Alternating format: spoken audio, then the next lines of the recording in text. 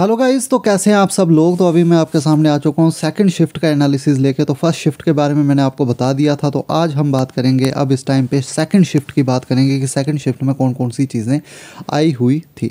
तो चलिए गाइस, अगर सेकंड शिफ्ट की बात करें तो आपको डैम्स पे क्वेश्चन पूछा गया एक कि नाग अर्जुन डैम जो है ये कहाँ पे आपको देखने को मिलेगा। तो डैम पे क्वेश्चन आपको देखने को मिला है। अमरकंटक प्लेटियो पे आपको क्वेश्चन देखने को मिला है। उसके बाद केमिकल नेम्स पे क्वेश्चन मिला है। एथनोइक एसिड पे आपको जो है क्वेश्चन देखने को मिला है।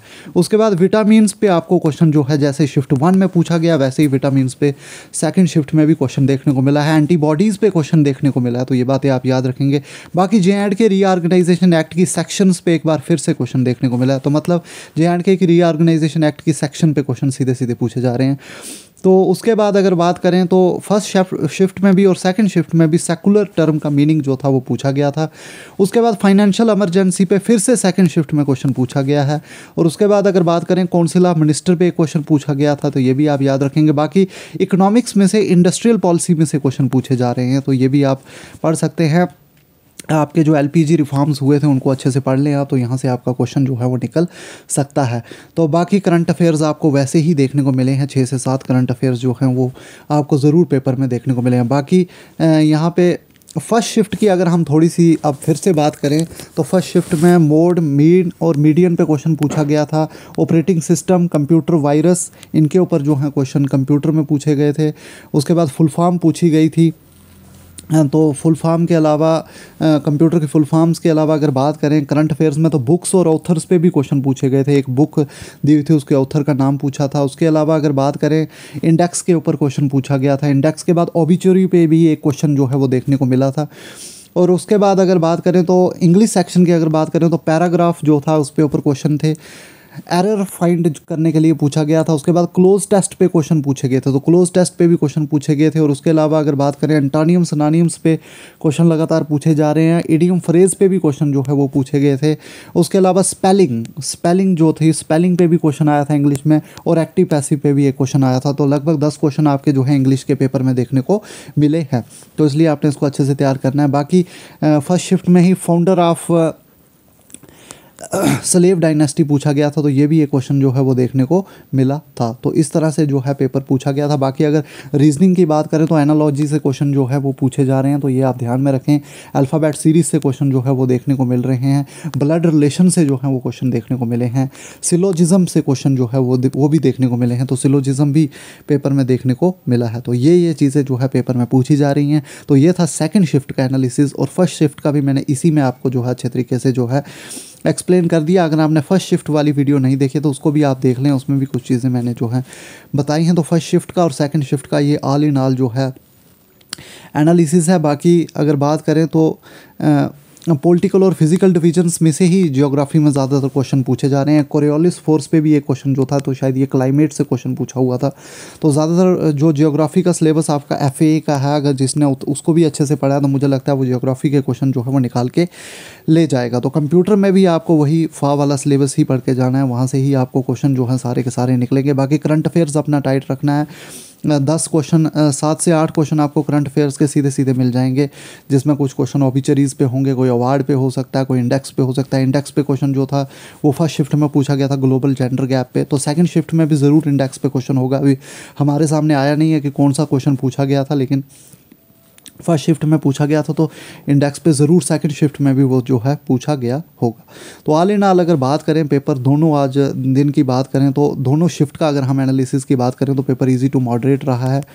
ज़्यादा डिफ़िकल्ट जो है वो पेपर देखने को नहीं मिला है। 50 to 60 क्वेश्चंस जो हैं वो इजी देखने को मिले हैं। 20 क्वेश्चन लगभग जो है मॉडरेट देखने को मिले हैं और 15 से 20 क्वेश्चन डिफ़िकल्ट देखने को मिले हैं। वही पुराना JK SSB का पैटर्न जो पुराना था वो उसी पैटर्न पे जो है JK SSB उसी तरह के क्वेश्चन जो है वो लगातार जो है वो डाल रहा है।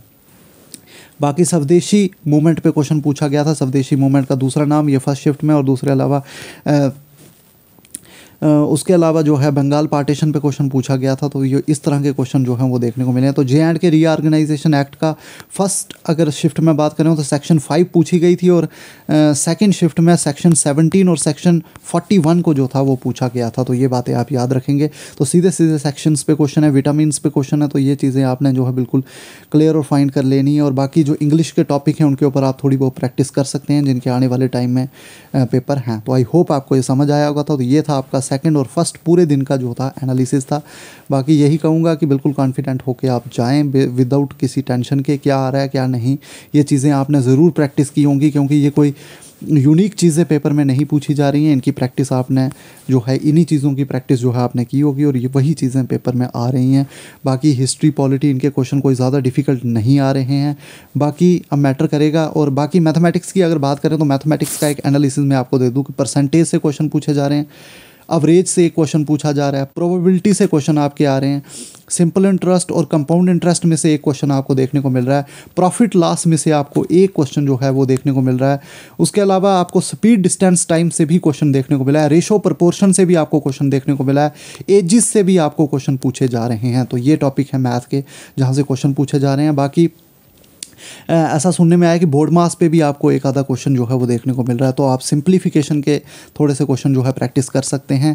तो 30 से 40 अगर आप सिंप्लीफिकेशन के क्वेश्चन लगाओगे तो बोर्ड मास ऑटोमेटिकली आपका जो है वो क्लियर हो जाएगा। तो ऑल इन ऑल आपको मैथमेटिक्स सेक्शन भी जो है ये समझ आई होगी। इंग्लिश भी मैंने आपको बता दी, इंग्लिश में मैंने आपको बताया कि पैराग्राफ से क्वेश्चन आ रहे हैं, एक्टिव पैसिव वॉइस स्पेलिंग से क्वेश्चन आ रहे हैं, क्लोज टेस्ट आपको पूछा जा रहा है, एंटोनियम सिनोनियम ईडियम फ्रेजेस आपको जो है पेपर में आ रहे हैं।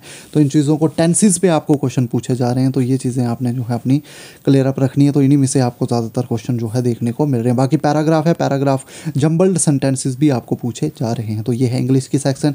रीजनिंग में अगर बात करें तो ब्लड रिलेशन में से क्वेश्चन आ रहे हैं। ब्लड रिलेशन के अलावा आपको जो है ब्लड रिलेशन में से क्वेश्चन आ रहे हैं। उसके अलावा आपको पेपर में एनालॉजी में से क्वेश्चन जो है वो देखने को मिल रहे हैं। तो एनालॉजी के अलावा आपको जो क्वेश्चन जो हैं रीजनिंग में अल्फ़ाबेट सीरीज़ से देखने को मिल रहे हैं। तो यही टॉपिक आपके जो है रीजनिंग में कवर किए जा रहे हैं। तो रीजनिंग और मैथ को कुल मिला के 15 क्वेश्चन आपको देखने को मिल रहे हैं। तो बाकी अगर DI की बात करें तो DI के भी आपको जो है ग्राफ बेस्ड क्वेश्चन देखने को मिल रहे हैं। तो कुल मिला के 15 क्वेश्चन आपको इस सेक्शन से, 10 इंग्लिश की सेक्शन से, तो लगभग मैथ रीजनिंग इंग्लिश के आपको 25 क्वेश्चन जो है पेपर में ज़रूर देखने को मिल रहे हैं। तो हाई वेटेज देखने को मिल सकती है। बाकी JNK रीऑर्गेनाइजेशन एक्ट के 2 से 3 ही क्वेश्चन आपको पेपर में देखने को मिल रहे हैं। तो ये था आज दोनों शिफ्ट का एनालिसिस। आई होप आपको समझ आई होगी। जिनका कल पेपर है थोड़ा सा आइडिया उनको लग चुका होगा। तो आई होप आपको ये समझ आई। तो थैंक यू गाइस।